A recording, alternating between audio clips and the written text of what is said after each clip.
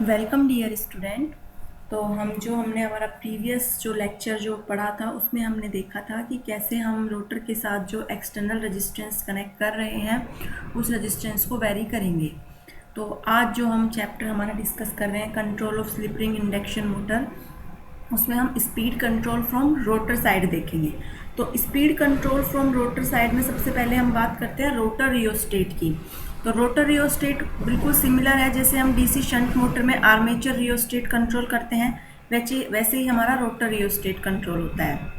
लेकिन इसका बस डिसएडवांटेज यही है कि ये जो मेथड है आपका, ये सिर्फ जो है वो स्लिप रिंग मोटर में ही एप्लीकेबल होता है, क्योंकि स्क्वायरल केज मोटर में कोई भी एडिशनल हमारे पास स्लिप रिंग्स नहीं होती है जिनके थ्रू हम रोटर में एडिशनल एक्सटर्नल रेजिस्टेंस ऐड कर सकें। तो ये जो मेथड है रोटर रियोस्टेट कंट्रोल, ये मेथड किसके लिए सूटेबल होता है? स्लिप रिंग मोटर्स के लिए। उसके बाद नेक्स्ट आता है हमारे पास कैस्केड ऑपरेशन। कैस्केड ऑपरेशन में क्या होता है कि हमारे पास कैस्केड का मतलब क्या है कि एक का आउटपुट दूसरे के लिए एज ए इनपुट काम करता है। ठीक है, तो यहाँ पे हमने एक कैस्केड कनेक्शन किया हुआ है। ये हमारी मोटर ए है और ये हमारी मोटर बी है। तो कैस्केड कनेक्शन के लिए ये बहुत ज़रूरी है कि आपकी एक मोटर जो है, दो मोटर यूज़ किए हैं हमने यहाँ पे, तो ये एक मोटर जो है वो मेन मोटर या प्राइम मोटर होनी चाहिए और जो दूसरी मोटर है वो ऑक्सिलरी मोटर होनी चाहिए। और ये जो दोनों मोटर हैं ये एक ही शाफ्ट पे कनेक्टेड है, आपको दिख रहा होगा। और ये स्लिप रिंग्स के थ्रू मोटर ए का जो आउटपुट है वो मोटर बी के इनपुट पर कनेक्टेड है। तो ये इसका स्केमेटिक डायग्राम हो गया। अब ऐसा क्यों कि एक मोटर का प्राइमरी मोटर होना या मेन मोटर होना ज़रूरी है, दूसरी मेरी ऑक्सिलरी भी हो सकती है और मेन भी हो सकती है। देखिए, हम कैस्केड ऑपरेशन की बात कर रहे हैं। कैस्केड ऑपरेशन की बात करेंगे तो मोटर ए जो है, जब उसमें 3 फेज सप्लाई से आप, क्योंकि अगर ये मोटर ए मेन मोटर है तभी तो इसका इनपुट जो है वो 3 फेज सप्लाई से होगा। तो 3 फेज सप्लाई से जब हम मोटर ए में सप्लाई देते हैं तो यहाँ पर क्या होगा? मैग्नेटिक ईएमएफ या इलेक्ट्रोमैग्नेटिक ईएमएफ इंड्यूस्ड होगा। और इस इलेक्ट्रोमैग्नेटिक ईएमएफ इंड्यूस से या जो भी इसमें फैराडे लॉ लगता है, जो भी हमारी इंडक्शन मोटर होती है उसका जो लॉ होता है जिसकी वजह से उसमें आउटपुट वोल्टेज प्रोड्यूस होता है, वो हमारा फिर इनपुट जाता है मोटर बी पर। अब सपोज कीजिए कि यदि आपकी एक भी मोटर मेन मोटर नहीं है, ऑक्सिलरी मोटर का मतलब होता है कि जो मोटर सप्लाई से डायरेक्टली कनेक्ट ना हो। अगर एक भी मोटर सप्लाई से डायरेक्टली कनेक्ट नहीं होगी तो हमारा ईएमएफ प्रोड्यूस कैसे होगा? क्योंकि एक का आउटपुट ही तो हमें दूसरे के इनपुट पर लेना है। तो इसलिए एक मोटर का प्राइमरी या मेन मोटर होना ज़रूरी है। दूसरी मोटर जो होती है वो हमारी कैसी होती है? वो हमारी ऑक्सिलरी मोटर होती है। ठीक है, अब ये जो कैस्केड ऑपरेशन हमने किया है, इस कैस्केड ऑपरेशन में हमारे पास जब हम इसका डेरिवेशन करते हैं, मान लिया NS1 is the synchronous speed of motor A, NS2 is the speed of motor B, P1 P2 number of pole of A and B respectively, N जो है वो हमारे स्पीड ऑफ सेट है जो दोनों मोटर के लिए सेम होगा, F हमारी फ्रीक्वेंसी ऑफ सप्लाई है। अब देखिए, जब हम इसका डेरिवेशन करते हैं फाइनली आउटपुट, क्योंकि हमें चाहिए स्पीड, हम स्पीड कंट्रोल कर रहे हैं तो हमें स्पीड कंट्रोल करनी है। तो जब हम इसका डेरिवेशन करते हैं, डेरिवेशन क्या, हमने मान लिया कि मोटर ए के लिए स्लिप निकाली S1, तो मोटर ए के लिए अपन स्लिप निकालेंगे तो NS1 is the synchronous speed and minus N is the rotor speed, जो कि हमने सेम मानी है। तो NS1 minus N divide by NS1। अब जो आपका रोटर में जो इंड्यूस्ड ईएमएफ होगा उसकी फ्रीक्वेंसी कितनी होती है? FR is equal to SF। अब हमने FR को F1 लिख दिया क्योंकि हम यहाँ A और B की बात कर रहे हैं। F1 इज इक्वल टू हो गया S1 इंटू F, और ये जो F है वो क्या है आपका? वो आपका सप्लाई फ्रीक्वेंसी है। अब ऑक्सिलरी मोटर मी की बात करते हैं। ऑक्सिलरी मोटर जो बी है उसमें जब आप सिंक्रोनस स्पीड को कैलकुलेट करोगे तो 120 F/P होता है। तो यहाँ पर हम F1 लिखेंगे। F1 क्यों लिख रहे हैं? क्योंकि मोटर बी के लिए जो इनपुट है वो मोटर ए का आउटपुट है। तो मोटर ए का आउटपुट क्या है? जो इसके रोटर से मिलेगा हमें, तो रोटर से जो आउटपुट मिलेगा उसकी फ्रीक्वेंसी SF है। तो बस ये याद रखना है कि जब हम मोटर बी के लिए सिंक्रोनस स्पीड कैलकुलेट करेंगे तो वहाँ पर फ्रीक्वेंसी F1 होगी, और F1 क्या है? S1 into F। तो फिर वापस इसके लिए स्लिप निकाल लेंगे। स्लिप तो वही, ये स्लिप की वैल्यू हमें पता है NS1 minus N by NS। तो इन सभी फॉर्मूलाज को पुट करके जब आप फाइनल वैल्यू कैलकुलेट करोगे, दैट इज़ द स्पीड, तो जब वो स्पीड हम कैलकुलेट करते हैं तो वो आता है हमारा 120 F divide by P1 plus P2। तो यहाँ आपको दिख रहा होगा कि डिनोमिनेटर में P1 प्लस P2 है। तो इस एक सिंगल एक्सप्रेशन से हम 4 स्पीड को ऑब्टेन कर सकते हैं। वो कैसे? 4 स्पीड कैसे ऑब्टेन होंगी? देखिए, पहला केस, यदि हम सिर्फ मोटर ए को कंसीडर करते हैं, यदि आप सिर्फ मोटर ए को कंसीडर करेंगे तो स्पीड क्या होगी? 120 F/P1, क्योंकि मोटर ए में तो नंबर ऑफ पोल P1 ही है। यदि आप मोटर बी को कंसिडर करते हो तो वहाँ पर स्पीड क्या होगी 120F/P2। यदि आप दोनों मोटर को कंसिडर करते हो और मानते हो कि उनकी जो कैस्केडिंग है वो क्यूमुलेटिवली की गई है, क्यूमुलेटिव मतलब एडिशन पर्पस से, तो वहाँ पे स्लिप क्या हो जाएगी 120F/P1 + P2।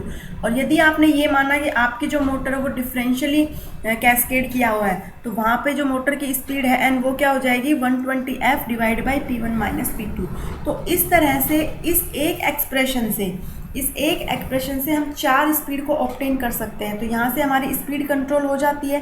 तो ये सेकंड मेथड है स्पीड कंट्रोल का, कैस्केड ऑपरेशन। अब जो हमारा थर्ड मेथड है वो है by injecting EMF in rotor circuit.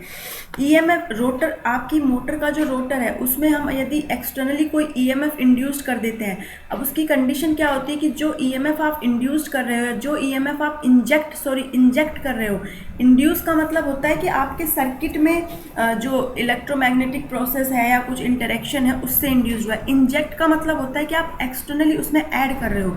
तो जो भी ईएमएफ आप इंजेक्ट करोगे उसका जो फ्रीक्वेंसी है वो सेम होना चाहिए। किसकी फ्रीक्वेंसी के? आपकी जो आपका रोटर है उसके, क्योंकि रोटर में ही आप ईएमएफ को इंजेक्ट कर रहे हो, तो रोटर में जो आप ईएमएफ इंजेक्ट कर रहे हो उसकी फ्रीक्वेंसी आपके रोटर के ईएमएफ की फ्रीक्वेंसी के सेम होनी चाहिए। लेकिन इसका फेज अलग हो सकता है। अब इस फेज के ऊपर ही आपका जो स्पीड कंट्रोल है वो डिपेंड करेगा। फॉर एग्जांपल, यदि आपने जो ईएमएफ इंजेक्ट किया अपने सिस्टम में, यदि वो इंजेक्टेड ईएमएफ आपके रोटर ईएमएफ की सेम डायरेक्शन में है, यानी कि वो भी प्लस में है वो भी प्लस में, तो वो दोनों ऐड हो जाएंगे। अब वो दोनों ऐड हो जाएंगे तो आपकी करंट क्या हो जाएगी? ज़्यादा हो जाएगी। करंट ज़्यादा तो रेजिस्टेंस कम। सेकंड केस, यदि आपने इंजेक्टेड ईएमएफ रोटर ईएमएफ के जस्ट अपोजिट फेज का लिया तो वो दोनों माइनस होंगे तो करंट कम होगा तो रेजिस्टेंस ज़्यादा हो जाएगा। और यदि आप रेजिस्टेंस को कंट्रोल कर लेंगे तो आपकी क्या कंट्रोल हो जाती है? करंट। और अगर करंट को कंट्रोल करें तो आपकी स्पीड और टॉर्क दोनों कंट्रोल हो जाते हैं। तो इस तरह से ये जो मेथड होता है by injecting EMF in rotor circuit, इससे हम क्या कर सकते हैं? स्पीड को कंट्रोल कर सकते हैं। अब ईएमएफ को इंजेक्ट करने के 2 मेथड होते हैं, एक स्टैटिक स्क्रू ब्रश ड्राइव, एक स्टैटिक क्रैमर ड्राइव। वो दोनों ही चीज़ें हम डिस्कस करेंगे। तो सबसे पहले हम पढ़ते हैं slip energy recovery of N induction motor. Slip energy recovery of N induction motor में क्या होता है? देखिए, जब हमने हमारी ये जो हम पढ़ रहे हैं स्लिप रिंग इंडक्शन मोटर, इसका यदि हमें टॉर्क या स्पीड कंट्रोल करना है तो हम एक्सटर्नल रेजिस्टेंस कनेक्ट करके भी कंट्रोल कर सकते हैं एक्सटर्नल रेजिस्टेंस कनेक्ट करके। लेकिन वहाँ जब हम एक्सटर्नल रेजिस्टेंस को कनेक्ट करेंगे तो वहाँ सिस्टम में लॉसेस होते हैं, क्योंकि जो भी आपकी स्लिप पावर आएगी वो रेजिस्टेंस में डिसिपेट होगी तो लॉसेस क्रिएट होंगे, तो एज ए वेस्ट होता है। लेकिन जो हम अब पढ़ने जा रहे हैं स्लिप एनर्जी रिकवरी, तो ये जो slip energy recovery of N induction motor है, इसमें क्या होता है? इसमें जो हमारी रोटर की स्लिप पावर होती है उस स्लिप पावर को हम रिकवर करते हैं। उस स्लिप पावर को रिकवर करके एक डीसी रेक्टिफायर यूज़ किया जाता है। वो डीसी रेक्टिफायर उसको एसी में कन्वर्ट करता है और उस एसी को हम वापस से सोर्स में यूटिलाइज कर लेते हैं। तो ये होता है स्लिप एनर्जी रिकवरी। तो ये मेथड जो होता है इसमें वेस्टेज नहीं होता। आपने जो अपनी स्लिप पावर है उसको रिकवर करके उसे वापस सप्लाई में भेज दिया, तो ये जो मेथड है वो एफिशिएंट मेथड होता है। तो इससे इसकी ओवरऑल एफिशिएंसी क्या होती है? इंक्रीज हो जाती है। अब इसका एक सिंपल सा डायग्राम देखते हैं। तो ये डायग्राम है, आपको दिख रहा होगा, ये 3 फेज एसी सप्लाई है। ये आपकी इंडक्शन मोटर है। 3 फेज सप्लाई आपके स्टेटर पर गई, रोटर से आपने स्लिप पावर को रिकवर करके इस ब्रिज रेक्टिफायर पर दे दिया। ये स्मूथनिंग रिएक्टर इसलिए लगाया गया, हमने लास्ट वाले लेक्चर में भी डिस्कस किया था। जब ये रेक्टिफायर आपकी एसी को डीसी में कन्वर्ट कर देगा तो ये स्मूथनिंग रिएक्टर जो है उस डीसी में से क्या करेगा? जो भी रिपल्स होंगे उन्हें रिमूव कर देता है। उसके बाद इन्वर्टर यूज़ करते हैं, इन्वर्टर इस डीसी को एसी में कन्वर्ट करेगा और ये एसी वापस आपकी सप्लाई पे ट्रांसफ़र हो जाती है। तो ये होता है आपका स्लिप पावर रिकवरी स्कीम। अब स्लिप पावर रिकवरी स्कीम को हम इंडक्शन मोटर में कैसे यूज़ करेंगे? तो हमने क्या कहा था कि इंडक्शन मोटर में स्लिप पावर रिकवरी को यूज़ करने के लिए हम एक्सटर्नली कोई ईएमएफ इंजेक्ट करते हैं। देखिए, पहले मैं आपको डायग्राम दिखाती हूँ। ये डायग्राम आपको दिख रहा है, ये आपका स्टेटर साइड है, ये आपका रोटर साइड है। यहाँ तक आपका रोटर सर्किट कंप्लीट हो जाता है। और इंडक्शन मोटर की जब हम बात करते हैं तो हम कहते हैं कि रोटर जो होता है वो शॉर्ट सर्किटेड होता है। हमने यहाँ पे एक एक्सटर्नली ईएमएफ VR इसको इंड्यूस किया है। अब इसमें 2 लाइन आपको दिख रही होगी, एक तो ब्लैक जो अपवर्ड डायरेक्शन में, एक डॉटेड ब्लैक जो डाउनवर्ड डायरेक्शन में। तो जो अपवर्ड डायरेक्शन में ये बता रही है कि जो आपने ईएमएफ इंजेक्ट किया है वो आपके रोटर के ईएमएफ की सेम फेज में है, और जो डायरेक्टेड जो डॉटेड है और डाउनवर्ड है वो ये बता रहा है कि जो ईएमएफ है वो आपका जो रोटर का ईएमएफ है उसके जस्ट अपोजिट फेज में है। ठीक है, अब देखिए, अब इसका वर्किंग प्रोसेस पढ़ते हैं। मान लिया कि हमारे सिस्टम में कोई लॉस नहीं है, कोई दिक्कत नहीं है, कोई प्रॉब्लम नहीं है, तो हमने कहा कि अगर ऐसा है कि लॉसेस को हमने नेग्लेक्ट कर रखा है तो हमारी जो मैकेनिकल पावर है दैट इज़ पीएम वो किसके इक्वलेंट है, पीजी और पीजी माइनस पीआर के। अब देखो 3 केस पढ़ेंगे। पीआर क्या है, पीआर वो पावर है जो आपने इंजेक्ट ईएमएफ किया है वीआर उसके थ्रू अब्जॉर्व की हुई है। ठीक है, पीआर वो पावर है जो इंजेक्ट ईएमएफ वीआर है उसके थ्रू अब्जॉर्व की हुई है। अब पहला केस, यदि उसने कोई पावर अब्जॉर्व नहीं की, यानी कि यदि आपका पीआर 0 है तो आपका PM is equal to PG हो जाएगा। तो ये आपकी एक बैलेंस सिस्टम हो गया कि ठीक है, आपकी जो रोटर की इनपुट है वही आपको आउटपुट की साफ्ट पर मिल गया, तो ये बैलेंस सिस्टम है। दूसरी केस, यदि आपका पीआर पॉजिटिव है तो पीएम कम हो जाएगा। तीसरा केस, यदि आपका पीआर नेगेटिव है तो पीएम बढ़ जाएगा। तो इस तरह से यदि पीएम बढ़ और घट रहा है तो यहाँ से आपका टॉर्क भी निकाल सकते हो, टॉर्क निकल गया तो स्पीड भी निकाल सकते हो। तो इस तरह से ईएमएफ को इंजेक्ट करके हम अपनी स्पीड को कंट्रोल कर सकते हैं, और ये डिपेंड किस पे कर रहा है, जो ईएमएफ आपने इंजेक्ट किया है उसके फेज़ पर, कि वो उसके साथ वाले फेज़ पर है या उसके रिवर्स वाले फेज़ पर। यानी कि यदि उसके सेम रोटर में जो ईएमएफ इंड्यूस हो रहा है उसके ईएमएफ के इक्वल है तब तो आपकी स्पीड बढ़ जाएगी, घट जाएगी, और अगर नहीं है तो वो डिक्रीज़ हो जाएगा।